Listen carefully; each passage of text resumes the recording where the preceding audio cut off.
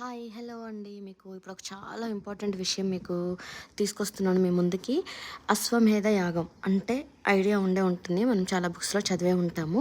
So, ఏంటంటే అది ఎక్కడ జరిగింది అని ఎవరికైనా ఐడియా ఉంటే మాత్రం ఆ ప్లేస్ నాకు కామెంట్‌లో చెప్పండి. నేను ఈ వీడియోలో మీకు క్లియర్‌గా మెన్షన్ చేస్తాను. అండ్ నేను ఆల్రెడీ వెళ్ళాను లాస్ట్ వీక్. అది మేము కుంభకోణంలోని ఒక టెంపుల్ అండి. కుంభకోణం నుంచి మనకొక 6-8 కిలోమీటర్స్ వస్తుంది కుంభకోణం బస్ స్టాండ్ నుంచి. సో, మేమెళ్ళాము.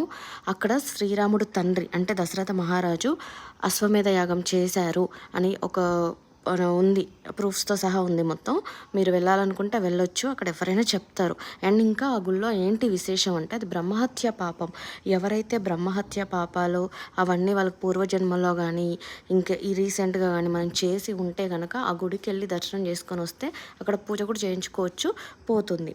అండ్ ఈ గుడిలో ఉన్న ఇంకొకటి ఏంటి అంటే మనం వెళ్ళే దారి వేరు, వచ్చే దారి వేరు. ఎందుకంటే మనకి వెళ్ళే దారిలో లెఫ్ట్ సైడ్‌లో ఒక చిన్న విగ్రహం ఉంటుందండి. అది చూస్తే దాన్ని మళ్ళీ తిరిగి వచ్చేటప్పుడు దాన్ని చూడకూడదు. అంటే ఆ రూట్‌లో మనం రాకూడదు.